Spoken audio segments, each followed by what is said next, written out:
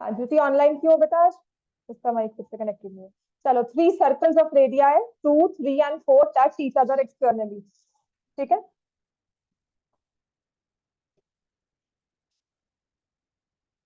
हमें 3 तरह के सर्कल्स दिए हुए हैं, डिफरेंट डिफरेंट रेडियाई वाले, they touch each other externally.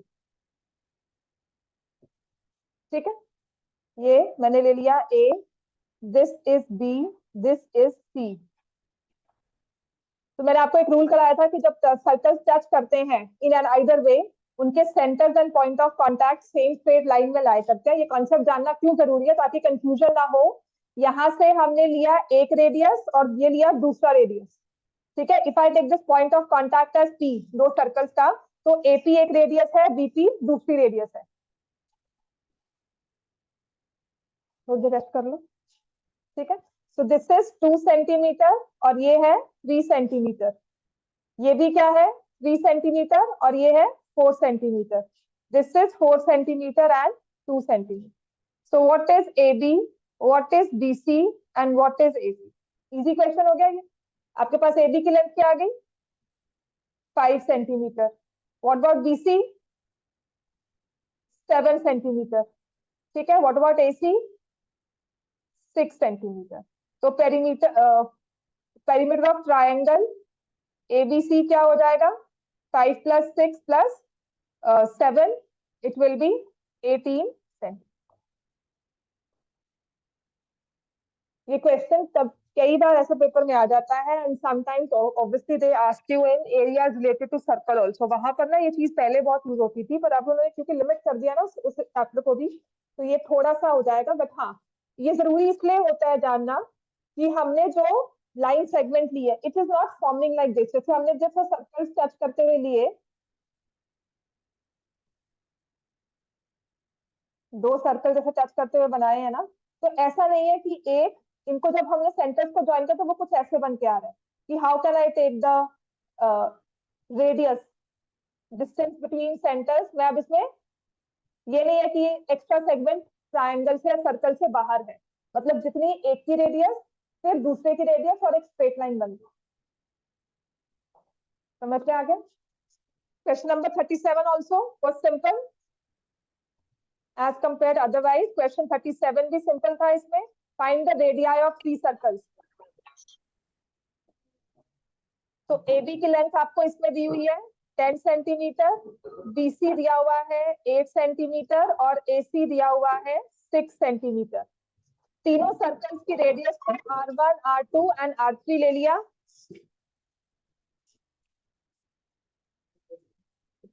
R1, R2 and R3 homework किया सबने? मैंने क्वेश्चन होमवर्क में दिया था, ये किया हुआ है? वेरी गुड, देखा होने लग गया ना होमवर्क। अब क्यों नहीं होता, अब क्यों नहीं छूटता?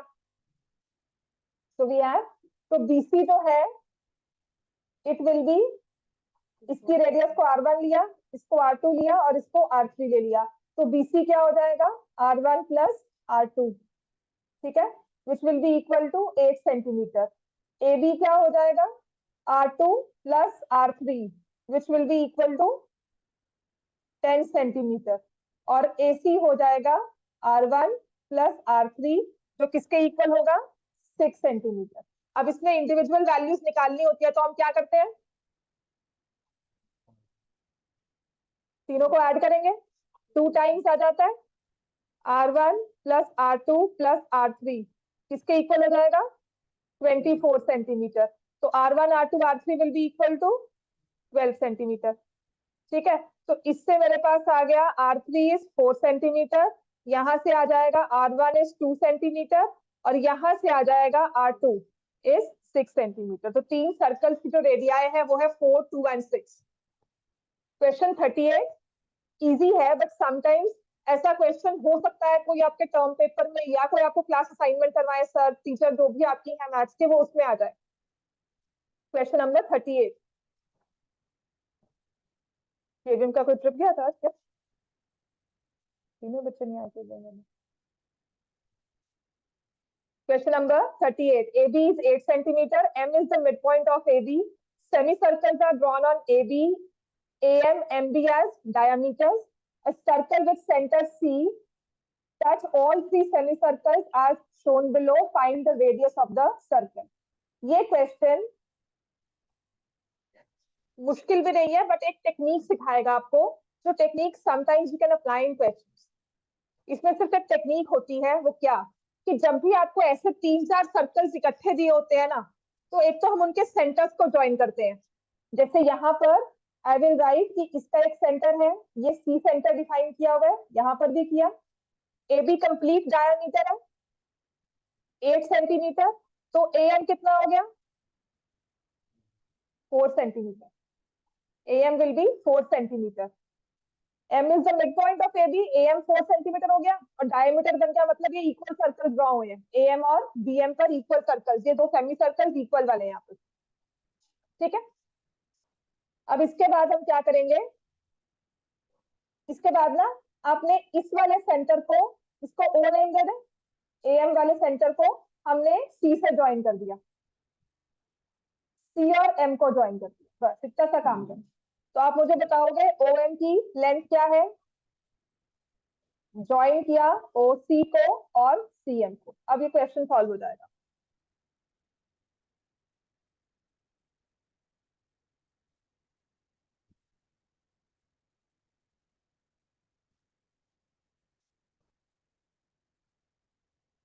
OM की लेंथ बता सकते हो कितनी होगी, 2 सेंटीमीटर, ये तो क्लियर है।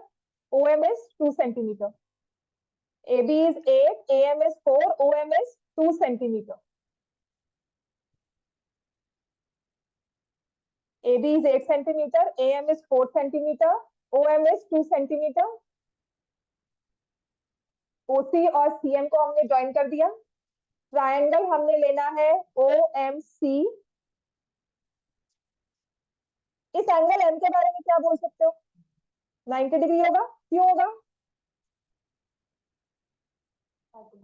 Radius and tangent are perpendicular at the point of contact. अगर आपने CM को ज्वाइन किया है तो वो आउटसाइड, इनसाइड आउट सर्कल पे पॉइंट है, C उसके लिए आउटसाइड वाला पॉइंट हो गया, एक्सटर्नल पॉइंट हो गया। M पॉइंट सर्कल पर है, C एक्सटर्नल हो गया। तो अगर हमने CM को ज्वाइन किया तो क्या बन जाएगी, टेंजेंट, और हमने जब OM लिखा तो परपेंडिकुलर हो गए, radius is perpendicular to tangent.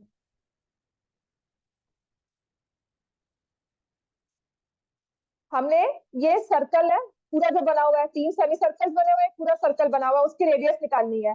तो late the radius of the circle, उसको मैंने R ले लिया। ठीक है, तो अब छोटी सी एक चीज मुझे देखकर बताओ, यहाँ से इस फिगर को मैंने थोड़ा बोल्ड कर लिया, ये वाले रेडियस की, ये वाले सेमी सर्कल की रेडियस कितनी थी, 4 की 2, यहाँ से लेकर यहाँ तक 2 थी ना। ये क्या है, अभी हमने लिया, ये रेडियस कितनी है, ये वाला पोर्शन कितना है, यहाँ से लेकर यहाँ तक R लिया है ना अभी, R। ठीक है, OM कितना है। अब आ जाते हैं, how will we find the length of CM। है ना, वो तो कोई रेडियस नहीं है, वो दो रेडियस को जुड़कर भी नहीं बन रही है, कैसे निकालेंगे। अच्छा, इसको फर्दर ऐसे थोड़ा सा, M वैसे किसका मिड पॉइंट है, AB का। AB क्या है, डायामीटर, किसकी, बड़े वाले सेमी सर्कल की। तो अगर मैंने यहाँ से O से C से पास करते हुए इसको फर्दर एक्सटेंड करके यहाँ तक ले गई, तो ये O, और मैंने अगर इसको R लिया, OMR क्या है, रेडियस है ना बड़े वाले सेमी सर्कल की, 4 हो गई, जिसमें से CR कितना है लेंथ। तो अब मुझे CM की लेंथ पता लग सकती है, ट्रायंगल की तीनों साइड आ गई,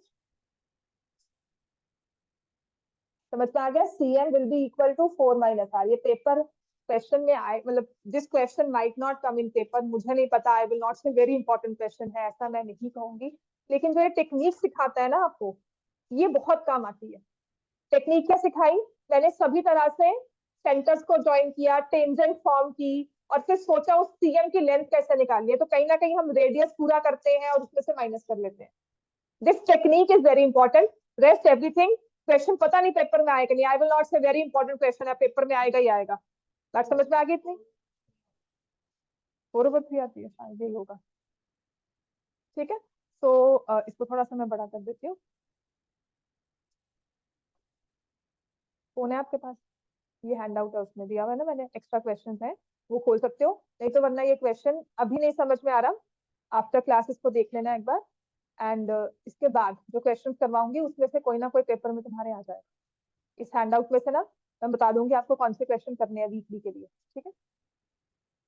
अब मैंने इसमें ट्रायंगल ड्रॉ किया, देखो। अब बहुत ध्यान से बच्चे सारा काम कर लेंगे इसमें ना।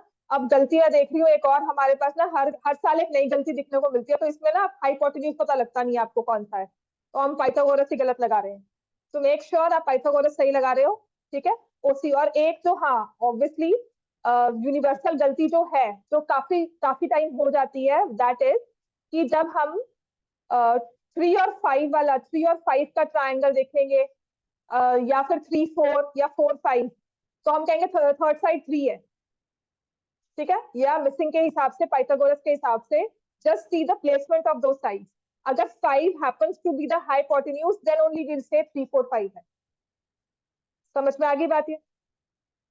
तो ये आ जाएगा 4 plus R square plus 4r is equal to 16 plus R square minus 8r plus 4। तो ये 4 cancel, r cancel, r square 12r is 16, r is equal to 4/3 centimeter, which is fine। तो कैसा लग रहा है होमवर्क करके आते हैं घर से? मैथ समझ में आती है, कोई गलती नहीं हो रही? फर्क पड़ा? नहीं पड़ा? एक मतलब एक महीना कर ले, पेपर में तेरे कैसे 75 के अबव नहीं आते, मतलब तू खुद सोचेगा कैसे नहीं आ रहे। और पहले हम क्या करें? 38 क्वेश्चन डन, ठीक है। 39 पे आ जाए। 39 वाला क्वेश्चन ना इंटरेस्टिंग भी है, ठीक है। और ऐसा आप मान सकते हो, अगर कि किसी ने, किसी टीचर के मतलब बोर्ड्स में भी थोड़ा सा भी उनको ना मतलब एक्सपेरिमेंट करने का मन हुआ, तो दिस क्वेश्चन बहुत इजीली आता है। और ये क्योंकि ट्रायंगल्स का मिक्स है आपका, ट्रायंगल्स एंड सर्कल्स, ये ट्रायंगल चैप्टर से भी है, सर्कल से भी है। अच्छा, अगर मैं आपके चैप्टर ट्रायंगल्स में से कह रही हूँ, तो मतलब मुझे क्या प्रूव करना होगा? सिमिलैरिटी, क्योंकि ये देखो ना, रेशो भी पूछ ली उसने। जीपीटी से भी हो सकता है, सिमिलैरिटी से भी हो सकता है, लेकिन एपी अपॉन ए ओ कहा है, कंप्लीट साइड ले ली, तो मेरे लिए सिमिलैरिटी बहुत इजी रहेगा। तो इसलिए अब जैसे ये दो सर्कल दिए हुए हैं, टू इक्वल सर्कल्स का मतलब क्या हुआ? इक्वल सर्कल मतलब सेम रेडियस। यहाँ फिगर में दिख नहीं रहा है, बट इक्वल रेडियस है तो वही मानकर चलना है, तो they are same radius. That each other externally at point X, ये वाला पॉइंट एक्स है। OP is produced to meet a circle P, to meet circle with centre P at A. P वाले सेंटर के ना circle को, circle के A point पे intersect किया, AC को ड्रॉ किया, AC टेंजेंट है एट पॉइंट C, DP हमने परपेंडिकुलर ड्रॉ की है टू AC। अब आपको क्या करना चाहिए अपनी तरफ से? एक टेंजेंट दी हुई है, तो क्या करना चाहिए हमें? रेडियस को ज्वाइन करना चाहिए, है ना, क्योंकि हमारे पास एक यही तो ले देकर पूरे सर्कल्स में थ्योरम है। दो टेंजेंट भी नहीं हुई कि एक्सटर्नल पॉइंट करूं, तो जहां पर भी एक टेंजेंट दिखे या दो भी दिखे ना, आपने सेंटर और पॉइंट ऑफ कांटेक्ट को ज्वाइन कर लेना। मैक्सिमम 99% कह रही हूँ वो यूज होगा। तो यहाँ से ये एंगल 90 डिग्री आ गया। तो अब मैं बार बार लिख रही हूँ, OC is perpendicular to AC. Reason आप लिखोगे ना, radius and tangent are perpendicular at point of contact. लिखना नहीं है तो you should know this reason for your sure, for your brain, की मैंने आपके लिए अपने यूज किया है ये चीज। बात क्लियर हो गई इतनी? तो OC is perpendicular to AC आ गया अपने पास, OC is perpendicular to AC.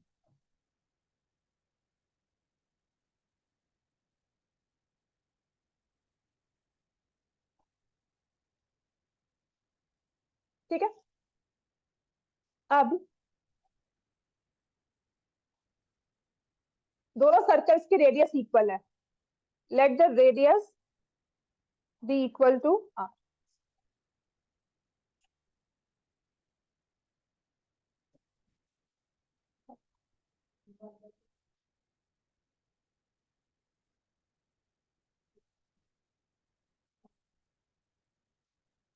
अब हमें करना क्या है? दो ट्रायंगल्स लिखूंगी, triangle A D P and triangle A C O.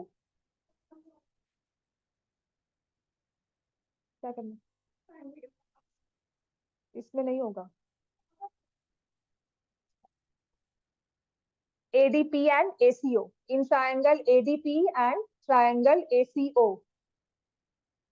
in triangle ADP and ACO इनको सिमिलर प्रूव कर सकते हैं। ये एंगल 90 है, ये एंगल 90 है, ये एंगल क्या है दोनों में कॉमन। ठीक है, तो triangle ADP is similar to triangle ACO AA similarity rule के साथ। अब आ जाओ, हमें निकालना है AP, मतलब इसका मतलब क्या हुआ, AP अपॉन AO इस, वो भी कर सकते थे। AP पर तुम्हें लिखना पड़ेगा because they have corresponding angles are same, lines parallel है। AP upon AO will be equal to, अच्छा ये तो सब करना ही नहीं है, ट्राइंगल सिमिलर कर लिए। इसमें ना मैंने आई थिंक सेकंड पार्ट लिखा नहीं, चलो एनी हाउ ट्राइंगल अगर सिमिलर कर लिए चलो वो भी ठीक है, but if I have to find AP upon AO, देखो ना AP क्या था, P सेंटर था, this is radius, this is also radius, this is also radius, तो AP क्या हो जाएगा R और AO क्या हो जाएगा 3R, that ratio is 1/C। इसमें सेकंड पार्ट था, अगर नहीं लिखा है वो मिस हो गया, perimeter of triangle ADP upon perimeter of triangle ACO, second part miss हो गया, लिख लो, मेरा फोन है मेरे पास। नेक्स्ट पेज में तो नहीं लिखाया होगा, इसके नेक्स्ट पेज पे, हाँ फिर वो मिस हो गया क्योंकि फर्स्ट लिखा है ना, तो सेकंड पार्ट मैंने मिस कर दिया, क्योंकि ये क्वेश्चन पता क्या था, this question was a full fledged question जिसमें एरियाज ऑफ ट्रायंगल को भी कंपेयर करने को कहा हुआ था, तो एरियाज आपको नहीं है, सिमिलैरिटी में एक एक्सरसाइज डिलीट हो चुकी है, तो we choose to write perimeter of triangle ADP to perimeter of triangle ACO।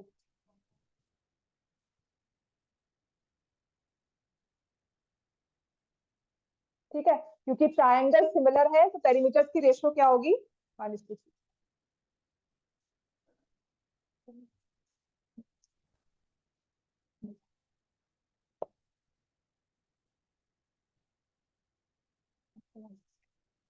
Clear हो गया बच्चे सबको ये, है ना। ये क्वेश्चन भी बस इसलिए कि टेक्निक पता लग जाती है हमें कि यहाँ पर पेंडिकुलर ड्रॉ किया, ये ट्रायंगल्स आपस में सिमिलर है, इक्वल रेडियस भी ना हो तो आपको वैल्यू दी जाएगी रेडियस की, अगर दोनों की रेडियस सेम नहीं है तो दोनों की रेडियस की वैल्यू दी जाएगी, तभी आप ये रेशियो निकाल सकते हैं। समझ में आ गया, पर ट्रायंगल सिमिलर होंगे हमेशा, ऐसे ड्रॉ करोगे ट्रायंगल हमेशा सिमिलर होंगे, नहीं है ना।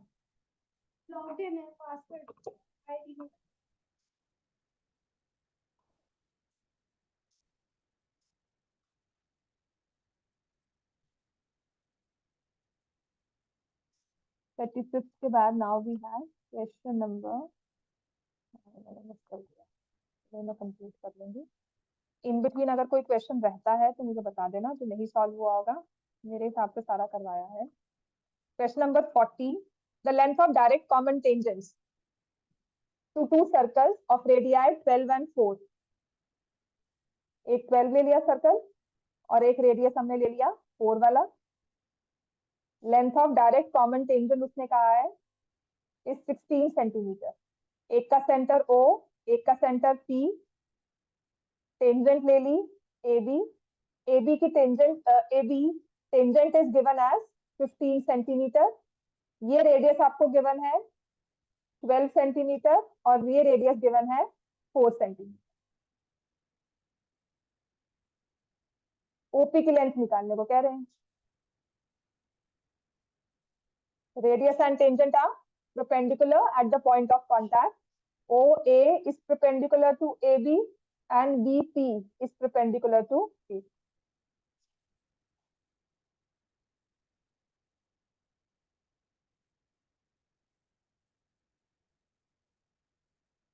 ऐसा क्वेश्चन किया था ना, याद है क्या कहा था हमने, from B draw BE parallel to OP।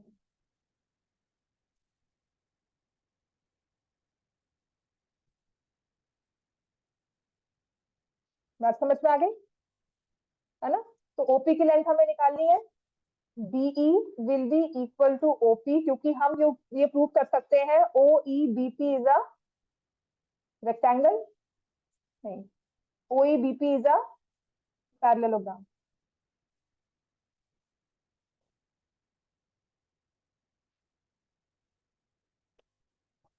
देखो ना, ये दोनों 90-90 है, तो AO और BP पैरेलल हो गए। ये आपने कंस्ट्रक्शन से ड्रॉ किया है, तो ये वाली फिगर आपके लिए पैरेललोग्राम होगी। Opposite sides are equal, BE की लेंथ निकालो या OP की लेंथ निकालो, आपका आंसर सेम आएगा। अब AEB ट्राइंगल में ये 15 दिया हुआ है, ये AE की लेंथ कितनी हो जाएगी कंप्लीट? कंप्लीट AO कितना था 12, और OE कितना है BP के इक्वल हो जाएगा 4, तो AE कितना हो जाएगा 8 सेंटीमीटर। समझ में आ गया ये? ठीक है गौतम, समझ में आ गया? AE will be 8 centimetre. तो अब ये निकाल लो, BE की लेंथ कितनी आ जाएगी, ये हाइपोटेन्यूज हो जाएगा 15 स्क्वायर प्लस 8 स्क्वायर का अंडर रूट 17 सेंटीमीटर। क्वेश्चन 41 ना कन्वर्स है इसका। डी और जो को ज्वाइन करेंगे उससे, हाँ वो भी कर सकते हैं। अगर आपने इसमें लगा दिया पाइथागोरस, ये नहीं दिया होना दिस है ना, हाँ ये इक्वल सर्कल होगा शायद इसमें कर सकता है। ठीक है, आई सी द क्वेश्चन नंबर के साथ, उसके बाद चलो ये टेक्निक मैं देख लूंगी, अगर इससे होता है वो किस केस में होगा वो भी बता दूंगी। क्वेश्चन 41 बिल्कुल अलग चीज है, बिल्कुल सेम क्वेश्चन है। उसमें ना आपको डिस्टेंस बिटवीन सेंटर दिया हुआ है, सेंटर 13 सेंटीमीटर अपार्ट दिए हुए हैं, है ना। रेडियस दी हुई है, आपको length of direct common tangent निकालना। हो जाएगा? 41 होमवर्क दिया था नहीं? 41 अभी करो बैठकर, एक मिनट लगाओ। 41 सेम फिगर,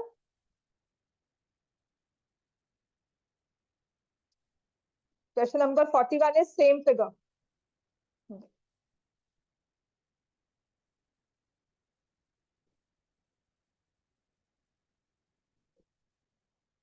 पाइथागोरस 15 का स्क्वायर कितना होता है? 8 का स्क्वायर कितना होता है?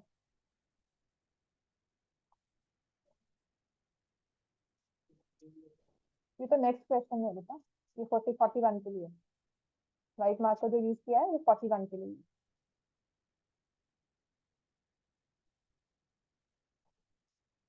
ठीक है, तो 41st क्वेश्चन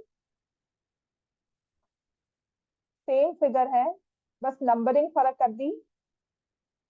उस केस में आपको कह दिया the centres are 13 centimetre apart, radius एक है 8 सेंटीमीटर, दूसरी है 3 सेंटीमीटर, तो ये आपने 13 ले लिया बीई। एई की लेंथ कितनी हो जाएगी? एई की लेंथ कितनी हो जाएगी? 5 centimetre. So what about AB?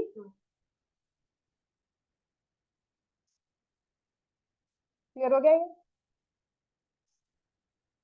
ठीक है ना, क्वेश्चन 42 पर आ जाओ।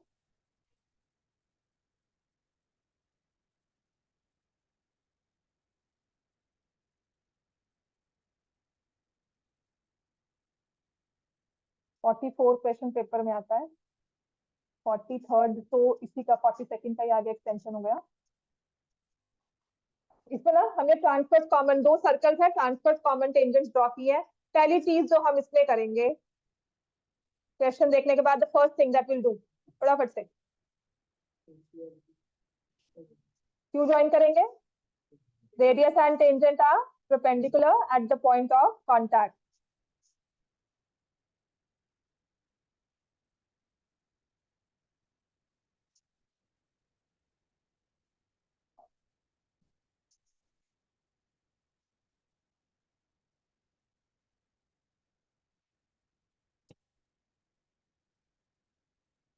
ये 6 सेंटीमीटर हो गया और ये 3 सेंटीमीटर। ए बी की लेंथ दी हुई है 8 सेंटीमीटर, तो कहते हैं PQ की लेंथ निकालो। मैं ना दो चीजें लिखूंगी इसमें, ये 90 डिग्री आपने प्रूव किया ही है, एक एंगल मैंने ये मार्क कर दिया। Can I say triangle ABP और ट्रायंगल एबीपी कहा है तो C Q B, C B Q, इनमें कोई रिलेशनशिप है? ABP CBQ, ABP CBQ similar होंगे, एक 90 डिग्री एंगल और दूसरा वाला कौन सा हुआ? वर्टिकली ऑपोजिट एंगल्स, तो ये सिमिलर हो गए ना आपस में। तो हमने इनमें साइड्स में रेशियो ले ली, A B upon C B is equal to B P upon B Q, क्योंकि पहली बार में मुझे नहीं समझ में आ रहा मैं किसको कैसे यूज करूंगी, मैंने सारे नंबर्स लिख लिए अपने पास। ए बी की लेंथ आपको दी हुई है 8 सेंटीमीटर, सी बी नहीं दिया हुआ, बीपी मुझे दिया हुआ है, कुछ नहीं दिया हुआ बीपी के बारे में, और बीक्यू के बारे में भी कुछ नहीं दिया हुआ है ना। और उसके बाद एपी कितनी दी हुई है? 6, और सीक्यू कितना दिया हुआ है? 3।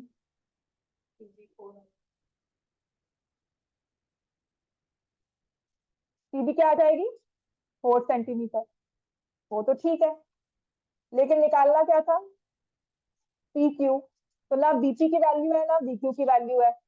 बीपी की वैल्यू निकाल सकते हो? 2 क्यू, ये राइट एंगल ट्रायंगल है, ये 6 और 8, बीपी क्या हो जाएगा? In right triangle BAP, BP will be equal to 10 centimetre, Pythagoras apply किया है हमने।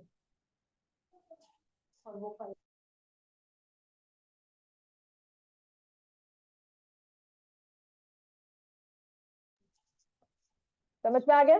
तो बीपी की वैल्यू कितनी आ गई? 10 सेंटीमीटर, ये आपने निकाल लिया। बीक्यू कितना आ जाएगा? Half of 10, 5। तो पीक्यू की वैल्यू क्या हो जाएगी? 15। इस क्वेश्चन को आप as a important question mark कर सकते। समझ में आ गया? क्वेश्चन 43 ऐसे ही है ये। 43 में सेम फिगर है, बस जो दिया हुआ था वो अब निकालना है, और जो निकालना था वो अब गिवन में आ गया।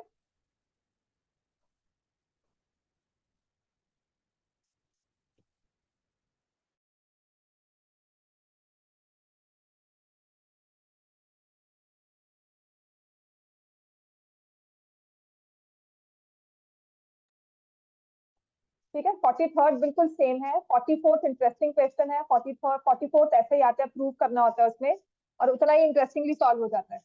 1 मार्क में आएगा या मैक्सिमम 2 मार्क्स में।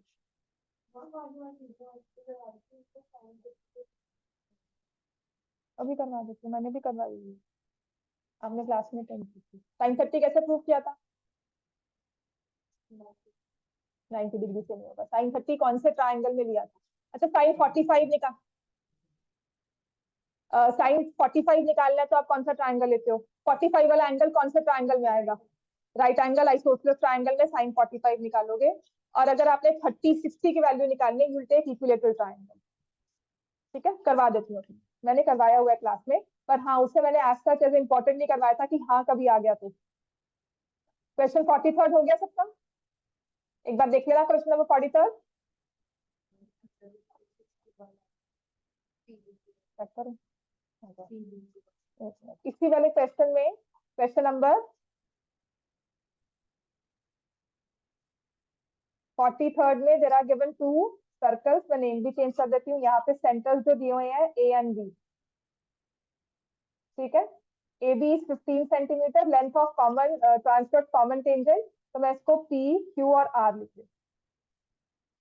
ठीक है, आपको डिस्टेंस बिटवीन सेंटर्स दिया हुआ है ए बी एज 15 सेंटीमीटर, और ये रेडियस है, और ऐसे ही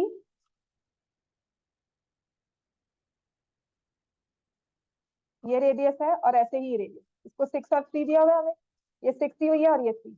वही बात आ गई, triangle A P Q is similar, A P Q is similar to B R Q. तो मैंने ले लिया A P upon B R is equal to A Q upon B Q is equal to P Q upon Q R. A B की value है 6 और B are की value है 3। ए Q की वैल्यू निकाल सकते हो? ए बी कंप्लीट कितना दिया हुआ है? 15। और आपस की रेशियो क्या है ए क्यू और बी क्यू की? 2:1। तो 15 को 2:1 की रेशियो में डिवाइड करोगे तो ए क्यू आ जाएगा 10 सेंटीमीटर, बी क्यू क्या आ जाएगा 5 सेंटीमीटर। तो ये ट्राइंगल की साइज हाफ ही हो रही है ना, तो ये 8 आ गया, ये वाला 4 हो जाएगा, तो 12 आ गया ना आंसर। स्क्वायर रूट में कैसे आया? ठीक है, तो हमारे पास पी आर की लेंथ हो जाएगी 8 + 4 12 सेंटीमीटर। क्वेश्चन 43 क्लियर हो गया है सबको? 43 क्लियर हो गया है एवरीवन? ठीक है, अब 44 क्वेश्चन पे आ जाए। Two circles touch each other internally at point P, ये पॉइंट P दिया हुआ है हमें। From external point Q tangents draw की है QA, QB और QP। दोनों सर्कल्स को ना एक एक्सटर्नल पॉइंट से हमने टेंजेंट्स ड्रॉ की, तो प्रूव करना है QA = QB, है ना। ये दो circles touch each other internally, हमेशा होता क्या करना है, एक सर्कल को उड़ा देना, उसके बाद सीधा अदर टेंजेंट।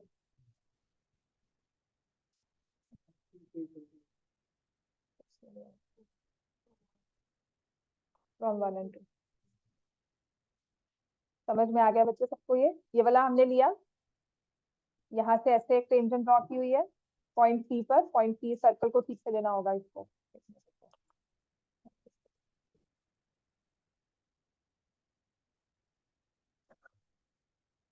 और ये है A, ये है Q, this is P and this is B। एक आप सर्कल को खत्म कर दो, इस वाले को मैंने खत्म कर दिया, कहना है इसे AQ = PQ। इजी है ना, तो मैंने लिख दिया AQ = PQ। और फिर अगर मैं बड़े वाले सर्कल को खत्म कर देती हूँ, कैन यू से BQ = PQ। बस, इसके बाद क्या आ गया, BQ = PQ। इन दोनों से क्या आ गया, हेंस प्रूव। समझ में आ गई बात? ये इसमें पता क्या दिया होता है, AQ की लेंथ दे दी आपको 5 centimetre, find the length of PQ या find the length of BQ। समझ में आ गया? चलो 45 का सेकंड पार्ट क्या है?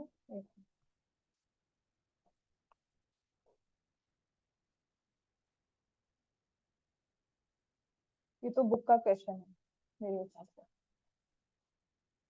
जो बुक में था ना। दो कॉन्सेंट्रिक सर्कल्स हमने ड्रॉ किए, दोनों की हमें रेडियस दी हुई है 13 and 8।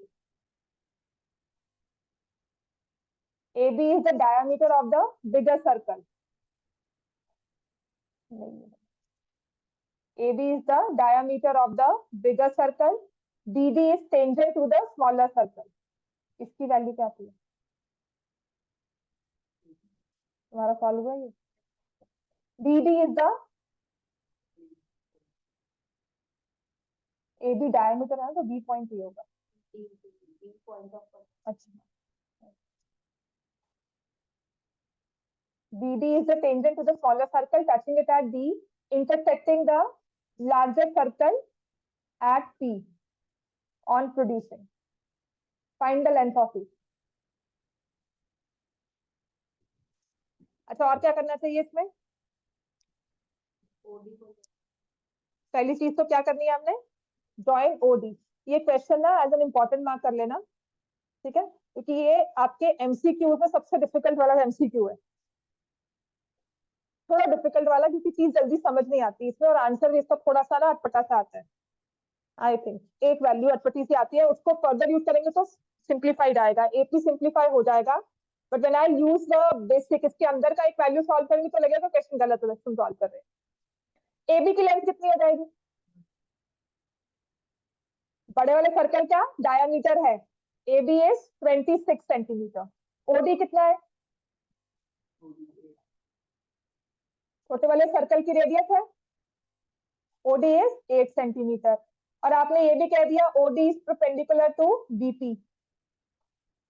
अब मल्टीपल चीजें हैं, पहली चीज तो ये आ जाओ, can you find the body की लेंथ आपके पास है, can you find the length of BD?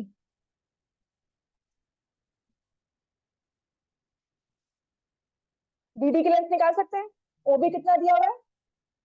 13। ओबी कितना है? 13। ओडी कितना है? 8। तो I say 13 square minus 8 square का under root is length of BD. Clear हो गया? कौन सा ट्राइंगल यूज किया? ओडीबी। इतना क्लियर है हमें? ट्राइंगल ओडीबी में 13 स्क्वायर कितना होता है? 169 माइनस 8 स्क्वायर 64। इसको करेंगे तो स्क्वायर रूट ऑफ 105, जो कि सॉल्व नहीं होता। ठीक है, तो ये बीडी की लेंथ आ गई। पॉइंट डी के बारे में क्या बोल सकते हैं? और मिड पॉइंट ऑफ बीपी। क्यों? बीपी क्या है बड़े सर्कल के लिए? कॉर्ड। बड़े सर्कल के लिए cord.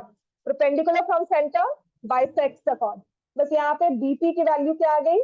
2 times square root of 105। BP will be equal to 2 times square root of 105। अब ट्राइंगल एबीपी बताओ कैसा वाला होगा? राइट एंगल क्यों होगा? ऐसे तो अगर एमसीक्यू होता ना राइट एंगल मान लेते हैं, पर क्यों मानेंगे अगर लिखना हो reason? Why will I take this angle as AB is the diameter, angle in a semicircle is 90 degree. मैंने कहा था ना ये बहुत बार यूज करेंगे, एंगल इन सेमीसर्कल इज 90। तो हमारा ABP is a right triangle, तो AB square is equal to AP square plus BP square. AB आपके पास है 26 का होल स्क्वायर, AP की वैल्यू आपने निकालनी है, बस BP जो लिख रहे हो ना 2 इंटू 105 का होल स्क्वायर लिखना है। 26 का स्क्वायर कितना होता है? 676। और ये हो जाएगा 4 इंटू 105, 420।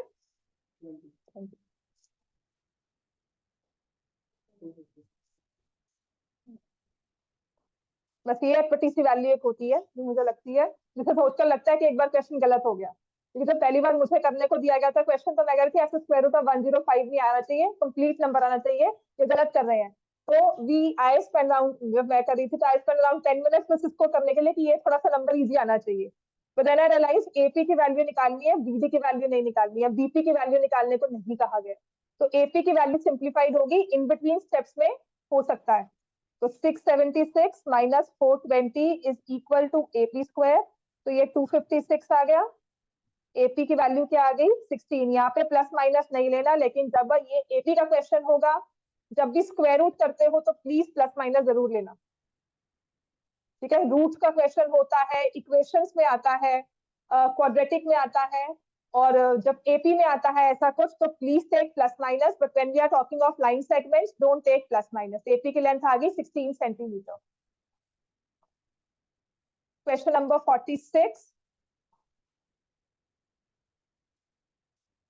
पहले 49 कर लो, बहुत इजी है। 49 के बाद क्वेश्चन नंबर 48, वो भी आप कर सकते हो, मैंने आपको करवाई दिया था ये। 49 होमवर्क किया था क्योंकि ये हो जाता है।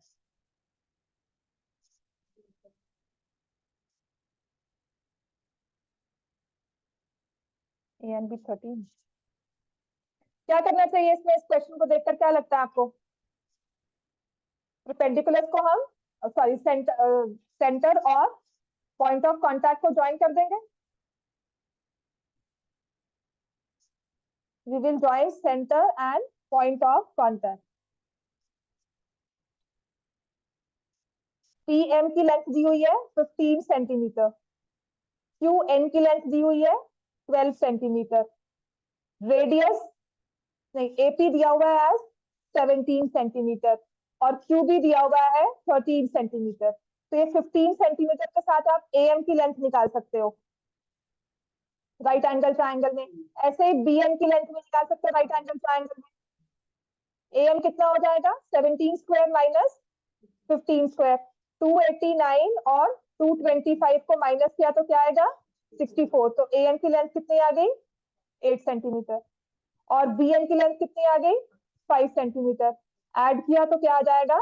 ये भी एमसीक्यू में आता है, मार्क दिस एज इम्पोर्टेंट। ज्यादा लंबी कैलकुलेशन मतलब लिखना कम पड़ेगा काम, ये एमसीक्यू में पक्का आ सकता है ये। ठीक है, और आया भी हुआ है। एमसीक्यू में टर्म पेपर्स में ही आया हुआ है, तो ये क्वेश्चन आ सकता है। ऐसे ही अब 48 क्वेश्चन करो, उसके बाद मैं ट्रिग्नोमेट्री स्टार्ट करवाती हूँ। वो ठीक है। आपको एम मिड पॉइंट जो कहा था ना, वो पहले करवाया हुआ है मैंने क्लास में last time. Tangent found external point to circle are equal, M is the mid point, वो प्रूव किया था हमने।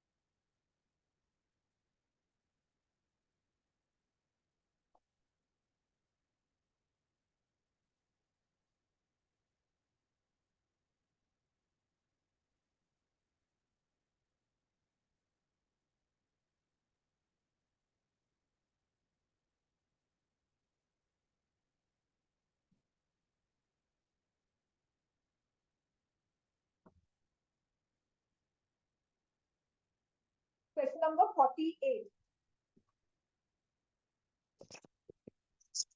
O and O dash are centers of circles touching each other externally at P and meets tangent AB at M. Point P जो है meets tangent AB at M. PM meets tangent AB at point M. Prove M bisects AB and also find angle AB. Angle APB की value निकालनी है और M bisects AB. आपको ये तो मैंने करवाया था ना, A M is equal to P M, tangents from external point are equal. ऐसे ही आपने कहा B M is equal to P M, दोनों पी एम कॉमन हो गए, A M is equal to B M और एम बाइसेक्ट्स एबी। यहाँ तक तो याद है ना? ठीक है। ये क्वेश्चन आई थिंक कहीं ना कहीं पेपर्स में समटाइम्स दे आस्क ऐसा क्वेश्चन। ठीक है।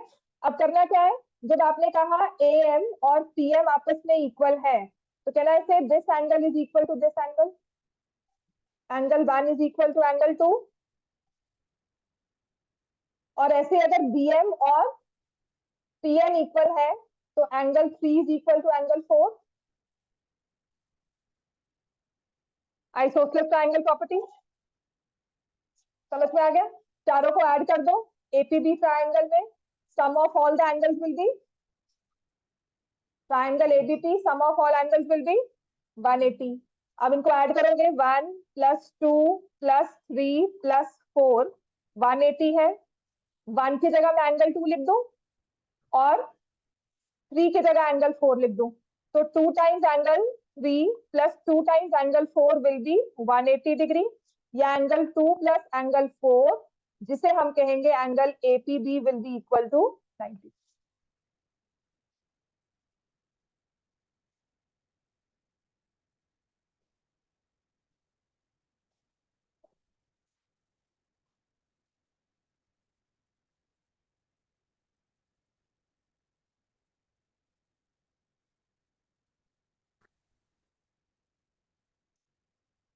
इसके बाकी क्वेश्चंस ना अभी फिलहाल के लिए एक बार घर पे देख लेना। ठीक है। इसमें से सिर्फ एक दो क्वेश्चन हैं जो आई वुड वांट कि मैं आपको करवा दूं। क्वेश्चन 46 47 ये बाद में करवाऊंगी नेक्स्ट क्लास में कभी। ठीक है, क्योंकि सर्कल्स वरना खत्म नहीं होगा कभी भी। अभी तो एग्जाम्पलर के क्वेश्चन भी रहते हैं ऑलमोस्ट सेम एक जैसे ही। ठीक है। तो इसमें जो आपने अभी करना है, सिर्फ एक क्वेश्चन करवाऊंगी जो बोर्ड्स में आया हुआ है एक्चुअल, वो है लास्ट वाला क्वेश्चन, क्वेश्चन 53। और एक क्वेश्चन करवाना है, क्वेश्चन नंबर 53 ना एक्चुअल बोर्ड्स में आया हुआ है। क्वेश्चन 52 एंड 53 एक्चुअल बोर्ड्स का क्वेश्चन है। ठीक है। 53 देख लो, 52 आपने किया हुआ है, prove that P Q O R is a square. 52 हमने किया हुआ है, 53 एक बार आप देख सकते हो।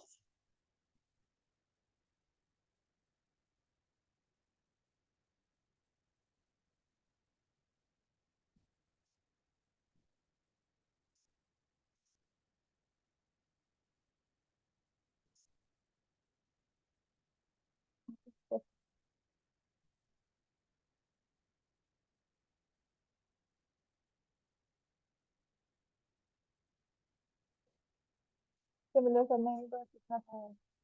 सीरियसली जिसको जब टर्म पेपर टर्म 1 टर्म 2 हुआ था सब्जेक्टिव पेपर में, this question came for I think 3 या 2 मार्क्स, 3 मार्क्स के लिए शायद ये क्वेश्चन आया था। सिमिलर करना ही नहीं, बाइसेक्ट करने को कहा हुआ है। आपने सिर्फ इतना प्रूव करना है कि आपके पास ये दो सर्कल टच कर रहे हैं, AO is the diameter, centres and point of contact lie in the same straight line, तो AO एक स्ट्रेट लाइन होगी। सिर्फ इतनी सी बात प्रूव करने के लिए आपको वो सिखाया गया, to circles touch each other. ऐसे मैं हर साल करवाती थी, पर क्योंकि ये पेपर में जब आया था ना क्वेश्चन, देन आई सेड कि स्पेसिफिकली प्रॉपरली मेंशन किया जाए, क्योंकि AO को स्ट्रेट लाइन प्रूव करना होगा, तभी उसको हम डायमीटर मानते हैं। समझ में आ गया? पॉइंट O जो है उस एक सर्कल के ऊपर लाई करता है, O डैश दूसरे सर्कल का सेंटर है, और A पॉइंट ऑफ कांटेक्ट है। तो AO is the straight line, एक स्ट्रेट लाइन बनी है, बड़े वाले सर्कल की रेडियस है, छोटे वाले उसकी 2r होगी, छोटे वाले सर्कल की रेडियस r है, तो centres and point of contact lie in the same straight line, तो AO को मैं डायमीटर इजीली मान सकती हूँ। बस इतना सा काम था इसमें। AO is the diameter of the smaller circle. AO is the diameter of the smaller circle. So, similar किसको? इन दोनों को? ये तो रेडियस सिमिलर नहीं, कॉन्ग्रुएंट। हाँ ठीक है, ये दोनों इक्वल हो गए, OC कॉमन हो गए, और कौन सा एंगल लिया? 90। अच्छा वो भी ले सकते हो, perpendicular from centre bisects the chord भी ले सकते हो। ठीक है, सो AO इज डायमीटर, मतलब पहले इसको तो लिया 90 डिग्री एंगल तो लिया ना। AC is the diameter, therefore angle ACO is 90 degree, angle in a semicircle.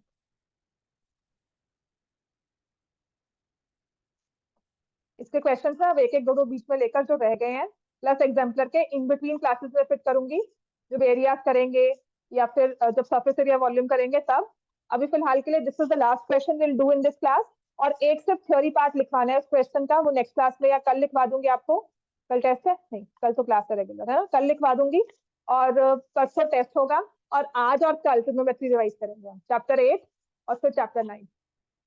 ठीक है, तो यहाँ से हम लिख लेंगे perpendicular from centre bisects the chord, perpendicular from center bisects the chord, therefore AC is equal to BC और C bisects A।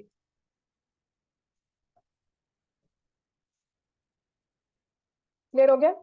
C bisects A, इतना क्लियर हो गया सबको?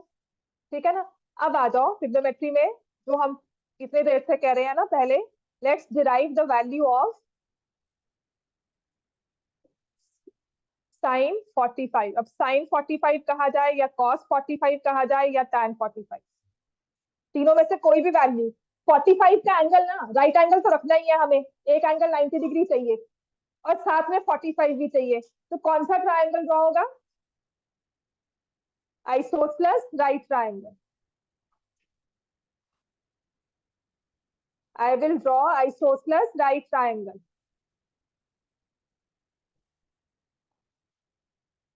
Triangle ABC, I'll draw isosceles right triangle. So triangle ABC is an isosceles right triangle. करवाया वाला फिर से लिख लेंगे, लिखने में गलती है तभी कम होती है जब हम लिखना शुरू करते हैं। ठीक है, तो अगर ये आइसोसेलेस राइट ट्राइंगल है तो आप बता सकते हो ना, एंगल ए एंगल सी 45 है। क्लियर हो गया ना, बस एंगल आपने दिखा दिया कि आइसोसेलेस है, तो इसका मतलब ये एंगल 45 हो गया। अब आपने क्या करना है, आपने साइड की ना कोई वैल्यू ले लेनी है, जैसे let A B is equal to x ले लो, ए ले लो, पी ले लो, क्यू ले लो, आर, अल्फा, अल्फा बीटा को हम नहीं लेते because generally we show it as the angles. ठीक है, तो ए बी को एक्स ले लिया, तो बीसी भी क्या हो जाएगा? तो एसी की लेंथ क्या आएगी? पाइथागोरस लगा लो, X square plus X square का अंडर रूट क्या हो जाएगा? 2x स्क्वायर का अंडर रूट। प्लीज लिख ले, क्लास के बाद बच्चे मैं सारा लिखवाऊंगी ये।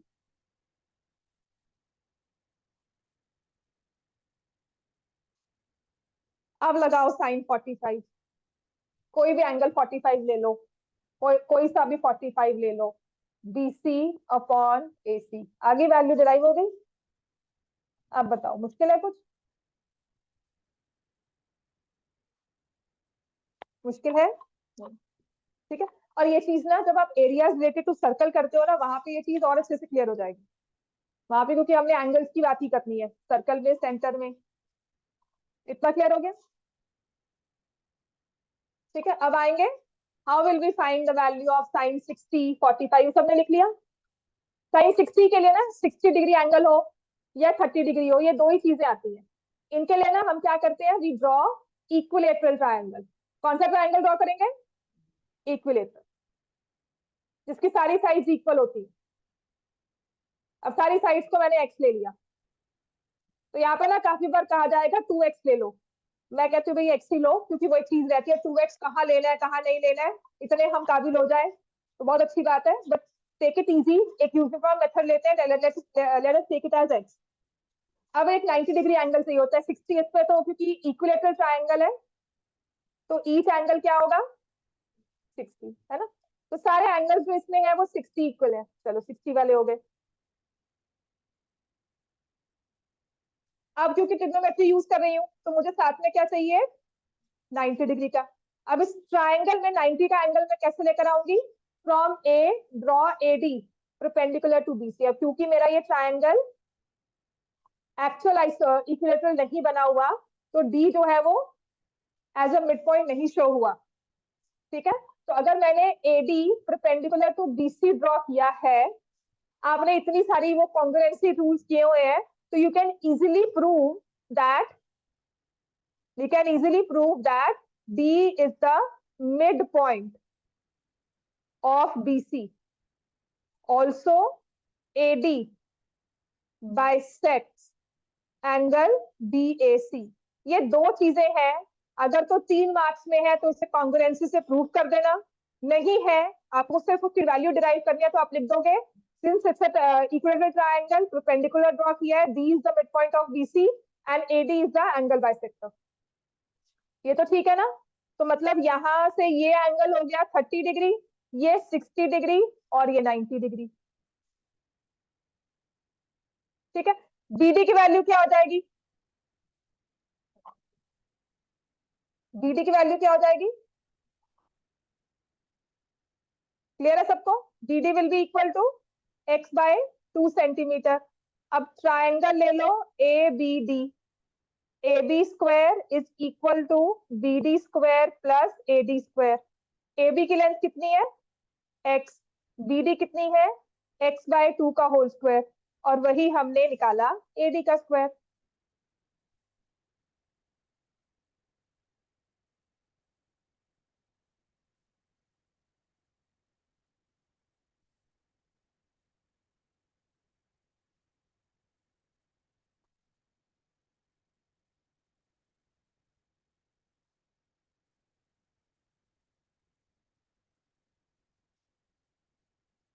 ठीक है। बस जब आप यहाँ पे 2x लोगे ना, तो यहाँ पे आपको सॉल्व करना आसान हो जाएगा। वो 4x² माइनस x² हो जाता है, सिर्फ इतना फर्क होता है। But then I seen people getting confuse, बच्चे ये होता है मैम ये 2x क्यों लिया हमने, फिर वो x क्यों हुआ। ठीक है। तो I take it simple, x ले लो साइड्स को, आपका ये √3/2 ऑफ x आ जाएगा। अब साइन 60 क्या होता है? ऑपोजिट साइड बाय क्या होता है? Opposite by hypotenuse AD upon AB। AD की वैल्यू कितनी है? √3x/2। AB कितना है? x। ये कैंसिल हो गया, कितना आ गया? √3/2। ये रेशियो आ गई। साइन 60, कॉस 30 निकालना हो तो यहां से ले लो AD/AB, या साइन 30 निकालना है। बात समझ में आ गई है सबको? If I need to find sine 30, opposite side कौन सी हो जाएगी? साइन 30 में ऑपोजिट साइड कौन सी हो जाएगी? BD। 30 यहाँ पर है ना, तो ऑपोजिट साइड कौन सी हो जाएगी? BD। और हाइपोटेन्यूज कौन सा होगा? AB। अच्छा, BD को आपने क्या वैल्यू दी थी? x/2। और AB कितना है? x। तो ये ऐसा हो गया ना, x/2 इंटू 1/x। क्लियर हो गया इतना? ठीक है, अब अगर डेरिवेशन कर ही रहे हो तो एक चीज की डेरिवेशन और कर लो, डेरिवेशन ऑफ आइडेंटिटीज। ट्रिग्नोमेट्री की 3 आइडेंटिटीज हैं जो आपकी 8.3 में हर जगह यूज होती है। पहली क्या है? Sine square theta plus cos square theta is equal to 1। दूसरी क्या है? 1 plus tan square theta is equal to secant square theta. वो मैंने कैसे याद किया हुआ मैंने आपको बता भी दिया, मतलब मैंने अब जो रट्टा मारा हुआ है ना कि मैं बिना सोचे समझे लिख सकूं, वो ये है कि सीकेंड की वैल्यू जो होती है ना, सीकेंड की रेशियो जो बनती है कौन सी साइड से बनती है? सीकेंड के न्यूमरेटर में क्या आता है? Hypotenuse upon adjacent side. ये याद है ना सबको? सीकेंड में ही आता है। अच्छा, हाइपोटेन्यूज के बारे में क्या एक चीज कही जाती है? It is the longest side of the triangle. अब आ जाओ इसके कंपैरिजन में tan थीटा है। tan थीटा में या तो ऑपोजिट साइड आएगी एडजेसेंट, कुछ भी कर लो, जो सीकेंट है ना, this is a very normal proof, मतलब इस चीज को अगर आप एक्सप्लेन करो तो लॉजिक भी बन जाता है। ये ऑपोजिट साइड आई, दोनों के बेस में एडजेसेंट साइड है। न्यूमरेटर किसका बड़ा है, सीकेंट का या tan का? तो सीकेंट बड़ा है, सीकेंट बड़ा है, इसीलिए उसमें tan में 1 ऐड करने के बाद, tan स्क्वायर में 1 ऐड करने के बाद सीकेंट आता है। समझ में आ गई बात ये कि हम tan स्क्वायर में 1 ऐड करेंगे तब सीकेंट स्क्वायर आएगा। तो when it is given tan square theta minus secant square theta, तो आप क्या लिखोगे? -1। बात समझ में आई? tan square theta minus secant square, इस चीज को लिख लो, कंपैरिजन होती है। समटाइम्स रिवर्सल रीजनिंग में कहते हैं कि सीकेंट स्क्वायर थीटा या secant theta is more than tan theta. तो रीजनिंग में कुछ लिखा हो तो आपको समझ में आना चाहिए रीजनिंग है क्या, या कहा जाए कि वाई सीकेंट थीटा या सीकेंट स्क्वायर या क्यों एक tan थीटा से बड़ा होगा, राइट? और इस चीज से ना ये भी क्लैरिटी आती है कि जब ये tan स्क्वायर माइनस सीकेंट होता है ना तो हमें लगता है 1 लिख दो। तो यहाँ से ये चीज रखना कि सीकेंट हमेशा बड़ा होगा क्योंकि उसका न्यूमरेटर बड़ा है। बात क्लियर हो गई, right? So tan minus secant will be -1, secant minus tan will be +1। और एक लास्ट, जैसे सीकेंट और tan याद हो गया ना, ऐसे अब हमें याद हो जाएगा 1 plus cot square theta is equal to cosecant square theta. जैसे tan और सीकेंट ने बिहेव किया वैसे ही cot और कोसेकेंट बिहेव करेंगे। इतना क्लियर हो गया? यहाँ तक क्लियर है हमें? अब आते हैं कि हाउ डू वी यूज, इन चीजों को बोलते हैं, इन तीनों को भी say they are the trigonometric identities. 3 formulas है, इन तीनों के बेसिस पर जो भी क्वेश्चन आता है ना हम उसे प्रूव कर सकते हैं, left hand side right hand side. Equation नहीं दी जाती, जिस चीज को हम प्रूव, आइडेंटिटी वो होती है। देखो, मुझे सिखाया गया था कि आइडेंटिटी क्या होती है। एक फॉर्मूला है जो यूनिवर्सल ट्रूथ होता है, मतलब किसी भी थीटा की वैल्यू को पुट कर दोगे ना, हमेशा कभी भी you put any value of theta, your sine square theta cos square theta will be equal to 1। जैसे साइन 30 कॉस 30, दोनों को स्क्वायर करना प्लस करना 1 आएगा।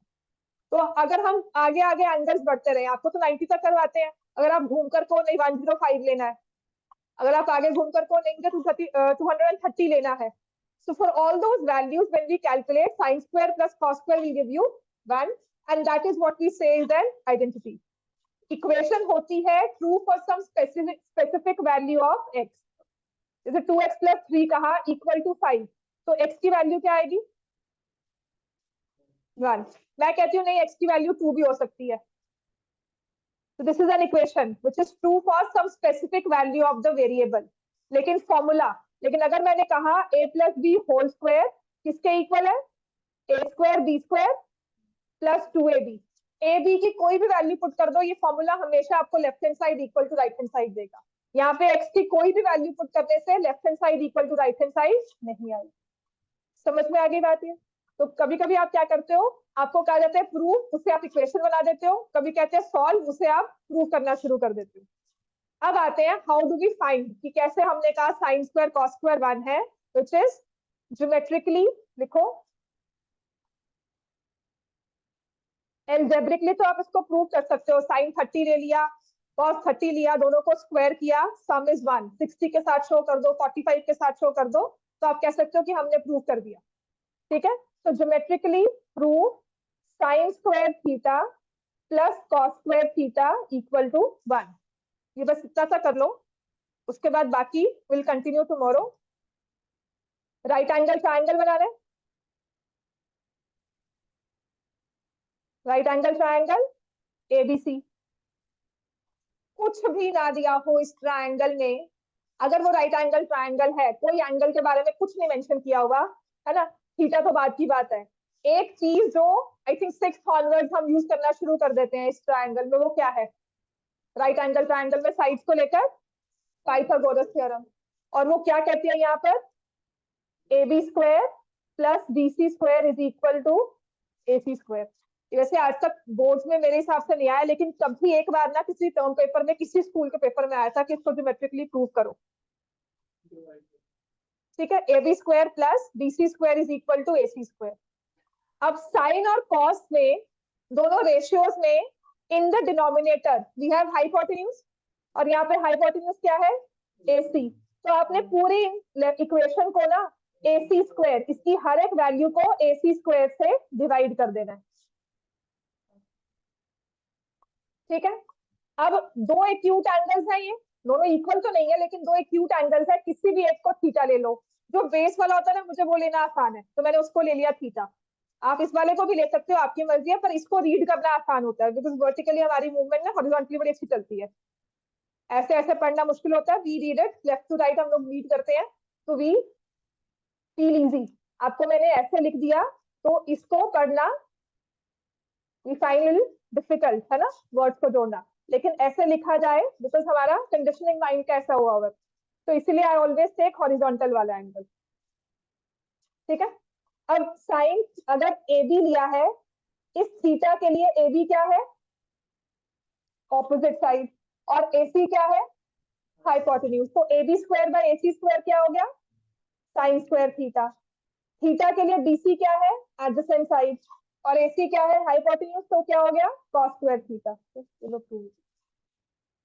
थोड़ा सा इसको रिफाइन लिखोगे, AB प्लस ऐसे लिख दोगे, AB बाय AC का whole square plus BC by AC का होल स्क्वायर। थोड़ा सा अगर इसको हमने 3 या